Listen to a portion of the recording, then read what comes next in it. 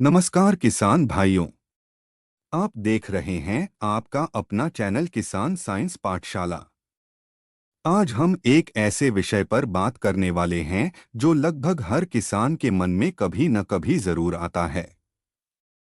हम समय पर खेत तैयार करते हैं, अच्छी किस्म का बीज लगाते हैं, महंगी खाद खरीदते हैं, सिंचाई भी ठीक से करते हैं, दवाइयाँ भी डालते हैं, फिर भी फसल वैसी मजबूत नहीं बनती जैसी हम उम्मीद करते हैं। तना पतला रह जाता है, पत्तियां हल्की पड़ जाती हैं, बढ़वार रुक सी जाती है। कई बार फसल देखने में हरी तो लगती है, लेकिन उसमें जान नहीं होती। और सबसे ज्यादा दुख तब होता है जब हम देखते हैं कि पड़ोसी किसान की फसल हमसे कहीं ज्यादा अच्छी खड़ी है। तब मन में सवाल उठता है कि आखिर कमी कहाँ रह गई। क्या खाद नकली थी? क्या दवा सही नहीं थी? या हमारी जमीन ने काम करना बंद कर दिया है? किसान भाइयों, आज हम इन सभी सवालों का वैज्ञानिक और पूरी तरह प्रमाणित उत्तर समझेंगे, बिल्कुल सरल भाषा में। सबसे पहले एक महत्वपूर्ण सच्चाई समझ लीजिए। पौधा खाद को सीधे नहीं खाता। जब हम खेत में खाद डालते हैं तो वह तुरंत पौधे के अंदर नहीं जाती। वह पहले मिट्टी में घुलती है। फिर मिट्टी के अंदर मौजूद सूक्ष्मजीव, जिन्हें हम अपनी आंखों से नहीं देख सकते, उस खाद को तोड़ते हैं और उसे ऐसे रूप में बदलते हैं जिसे जड़ें अपने अंदर ले सकें। अगर मिट्टी का यह जीवित तंत्र सही तरीके से काम नहीं कर रहा, तो आप बोरी भर भर के भी खाद डाल दें, पौधा फिर भी भूखा ही रहेगा। इसलिए असली खेल खाद का नहीं, मिट्टी का है। अब सबसे पहला कारण समझते हैं। जड़ प्रणाली का कमजोर होना। फसल की असली ताकत ऊपर दिखाई देने वाली पत्तियों में नहीं, बल्कि नीचे मिट्टी के अंदर छिपी जड़ों में होती है। यदि जड़ें मजबूत और गहरी हैं, तो पौधा किसी भी परिस्थिति में पोषक तत्व खींच सकता है। लेकिन अगर मिट्टी सख्त है, बार बार ट्रैक्टर चलने से दब गई है, या खेत में लंबे समय तक पानी भरा रहता है, तो जड़ें फैल नहीं पाती।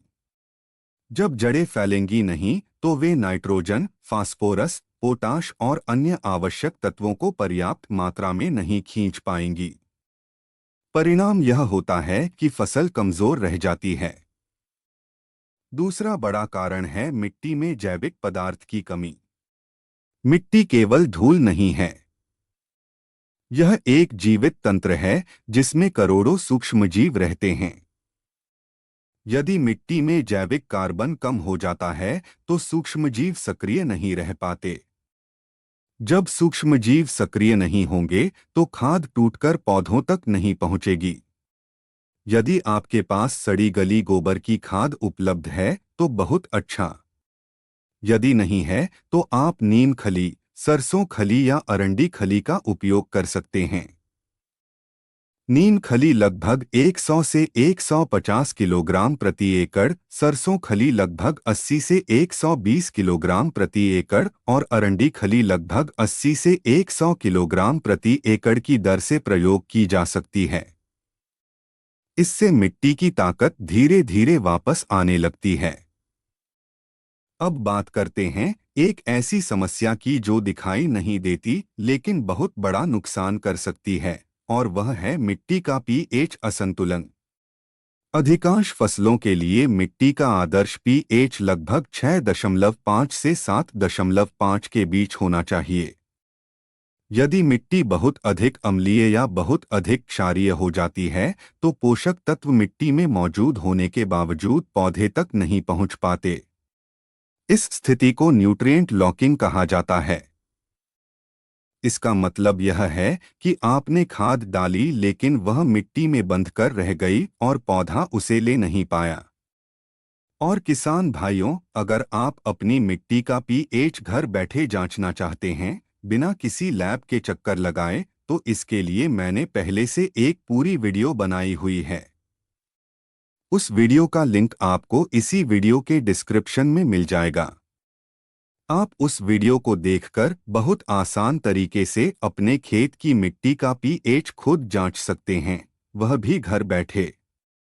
जब आपको अपनी मिट्टी का सही पीएच पता होगा, तभी आप सही फैसला ले पाएंगे कि कौन सी खाद कितनी मात्रा में डालनी है। अब आगे बढ़ते हैं।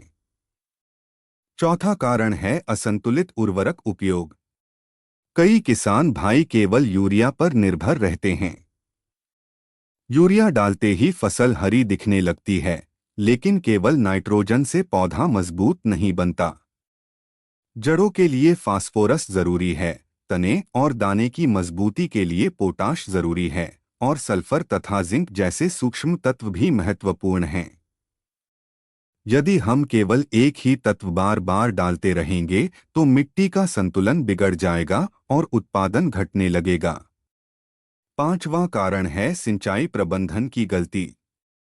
जरूरत से ज्यादा पानी जड़ों की ऑक्सीजन रोक देता है और बहुत कम पानी खाद को घुलने नहीं देता। इसलिए संतुलित सिंचाई अत्यंत आवश्यक है। इसके अलावा लगातार एक ही फसल लेना भी मिट्टी को कमजोर कर सकता है। फसल चक्र अपनाने से मिट्टी का संतुलन बना रहता है और उत्पादन स्थिर रहता है।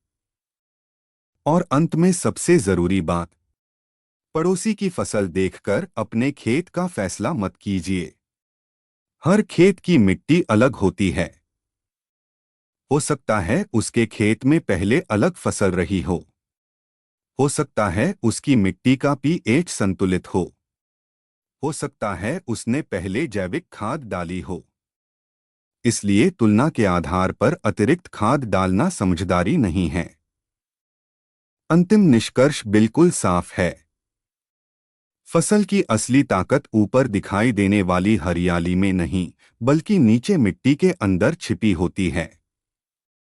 यदि मिट्टी स्वस्थ है तो जड़ें मजबूत होंगी, पोषक तत्व उपलब्ध होंगे और खाद का हर दाना असर करेगा। लेकिन यदि मिट्टी बीमार है तो कोई भी महंगी खाद चमत्कार नहीं कर सकती। इसलिए खेती का पहला नियम याद रखिए। पहले मिट्टी को समझिए, फिर खाद डालिए। अगर आपको ऐसी वैज्ञानिक और सच्चाई पर आधारित वीडियो पसंद आती हैं, तो वीडियो को लाइक करें, दूसरे किसान भाइयों के साथ शेयर करें और हमारे चैनल के